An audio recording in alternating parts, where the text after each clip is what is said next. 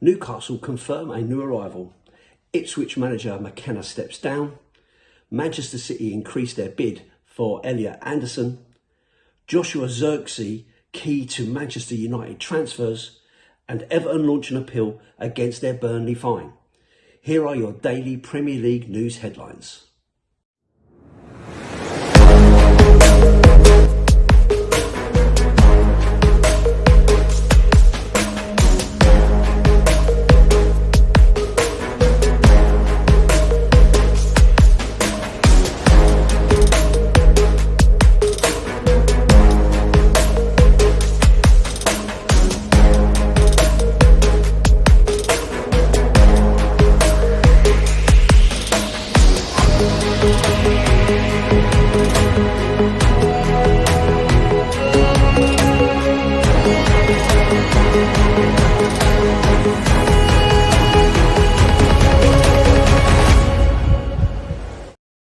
Hi everyone, hope you're well. Welcome back to the channel and to another edition of the Daily Premier League News Headlines, where I'll be going through all the rumours, reports and news making the headlines. I'm Lee The Dorset Spur, and if you're watching on YouTube, please like, comment and subscribe to the channel. If you're listening on an audio platform, please do hit that follow button and leave a review if you can. So let's get into it. Here are the main headlines today. Newcastle have confirmed the signing of Euan Xiaoen. The goalkeeper joins on an £18.5 million deal from Reims and completed his medical yesterday. On his signing, Xiaoen told the club's website, "I'm really excited to become a Newcastle United player. When I visited the training ground, I could see how passionate everyone is about the club and the work they do, and I loved the environment straight away. I also had the chance to see the stadium, and it's huge. I heard so much about the supporters and how they are the best in the country. The passion of the entire city and the atmosphere at St James's Park are famous throughout football, and I can't wait to experience that for myself and become a true Geordie. As a goalkeeper, I enjoy one-on-one situations and playing as a modern keeper, building from the back and being comfortable with the ball at my feet. Now I want to develop alongside the amazing players and staff here, enjoy my football and prove my value on the pitch." Kieran McKenna is stepping down as Ipswich manager to take a break from football. Sky Sports News understand McKenna was high on Fulham's list of potential candidates to take over at the club, but McKenna will not be making the move to Craven Cottage nor any other club, as he wants to spend time with his family. McKenna was under contract with Ipswich until 2028, having signed a new deal in the summer of 2024. Ipswich are potentially protected financially should he decide to take up a role in the next 12 months. They would be due compensation in line with the remaining time left on his contract up until the 1 year mark. The current figure stands at around £7 million. Spurs boss Gary O'Neill is expected to be amongst the names to replace Kieran McKenna as Ipswich boss, according to TalkSport. Former Chelsea manager Liam Rossini is also linked to the club. Manchester City have made an offer to Nottingham Forest worth up to £120 million for Nottingham Forest midfielder Elliot Anderson. This is according to The Athletic. The bid is £106 million with potential add-ons, taking the deal to in excess of £120 million. Forest reportedly want the fixed fee for Anderson to eclipse the £125 million British record fee Liverpool paid Newcastle for Alexander Isak last summer. Forest have already rejected one bid from City for Anderson. Anderson has 3 years remaining on his contract at the City ground after signing from Newcastle for £35 million in 2023. England forward Morgan Rogers has admitted he hears speculation over his future and is fully concentrated on his game. The Aston Villa forward is wanted by Arsenal, Chelsea, PSG and Manchester United this summer, as talks of around £80 million away ramps up. But Rogers, who is away with the Three Lions at the World Cup, says he knows the speculation is there. It will not sway his concentration. Rogers told the Rest Is Football podcast when asked if the transfer speculation affects his concentration, "You're in an uncomfortable spot of not realising that people have so much interest in you and you're not quite realising that. But as you get older and gain experience along the way, You know that comes with it, and 95% of it is just noise. You hear it, of course you do. You can't help not hearing it. You know it's there. You've got to use it in a positive way. You just try and get on with your game and just focus. Bournemouth are exploring conditions of another potential loan deal for Lazio goalkeeper Christos Mandas. The Greece international joined Bournemouth on loan in January, but didn't trigger the necessary appearances to make the move on a permanent basis. However, Bournemouth like the 24-year-old and would be open to a new loan deal for the next season, providing the numbers work for both parties. Talks continue between both parties. Bournemouth have an open dialogue with Lazio. Mandas is thought to be keen on a return to the Premier League and enjoyed his spell in the second half of last season. Manchester United could also look to add a versatile forward this summer, depending on the potential departure of Joshua Zirkzee. Benjamin Sesko, Brian Mbeumo and Matheus Cunha all reached double figures in their debut seasons at Old Trafford, but understandably, United may look to strengthen their attacking options with more games, including Champions League football, to look forward to.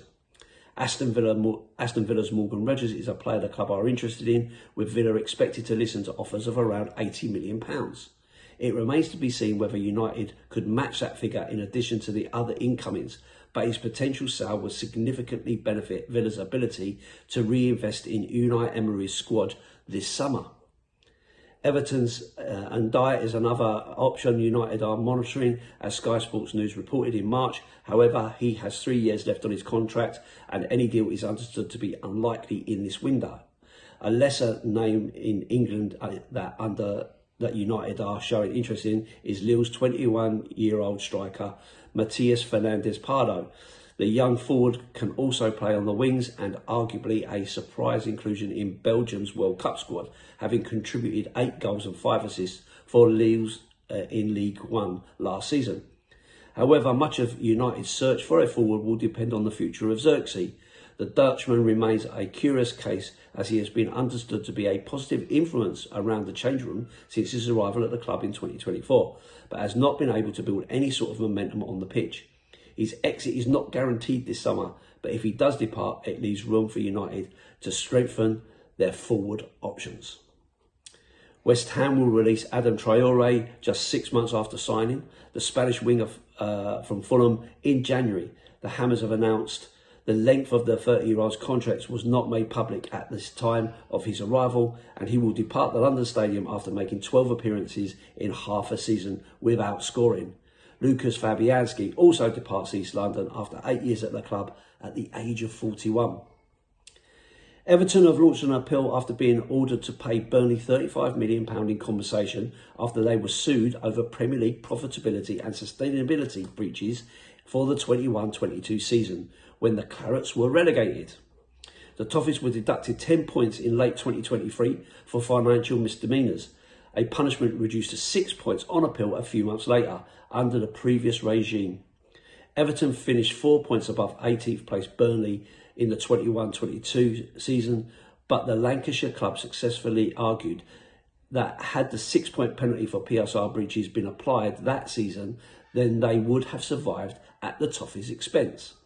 Everton officials have launched an immediate appeal at what they view as a flawed judgment.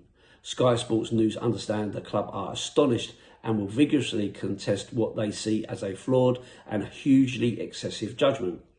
An Everton statement said Everton Football Club is surprised and angered by the decision of a Premier League Independent Disciplinary Commission to order a compensation payout to Burnley Football Club in relation to Everton's PSR breach in June 2022, said a club statement.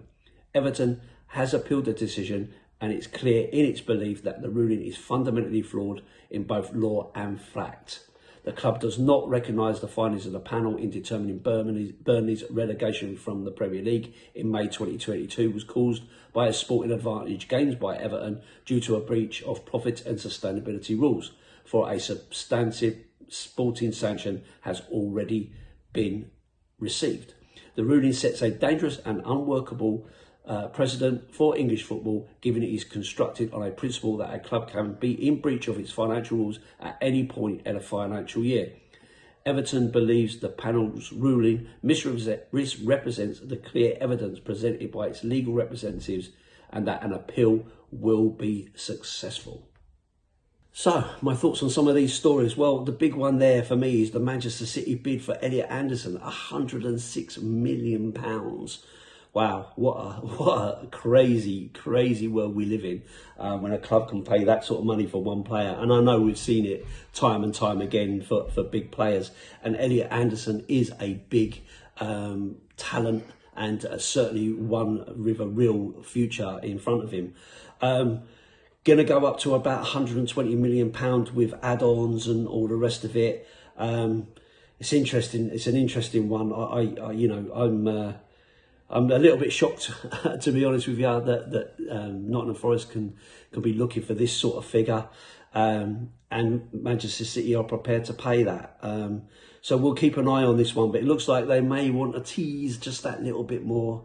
But it is crazy money in this world of football for sure, and I don't know where that's going. When you look at some of the other prices of some other players, and you think to yourself, I don't understand how they kind of work that out. It must be around their length of contract and all those kind of things. I don't know. But do you think that Manchester City will get Anderson from Forest for that fee? Or do you think they're going to have to go a little bit higher? I think they may have to go a little bit higher. I think Forest hold the whip hand in all of this. The other one that's a really big story in all of this is the one about Everton. I can't sit here and make out that I am an expert in PSR rules and all that sort of stuff. And I do get the idea that you should work within your confines of what you can afford, what money you're generating and so on and so forth. It does make sense, but this system is so flawed in the fact that we've got Everton who are getting fined, and was it Aston Villa, I think, and Luton and teams like that, and yet we've got Chelsea doing what Chelsea did, and their fine was, no sort of point deductions and so on and so forth, and it's like VAR. It's just so inconsistent. It makes no sense whatsoever. And I do believe that the Everton thing was a lot impacted by the building of a new stadium and all that kind of stuff. And I do agree that this sets a really bad precedent, that someone who potentially could get relegated is getting money off of a team who were deducted points for a breach of this nature. It just sets a really difficult precedent, and one to really unravel.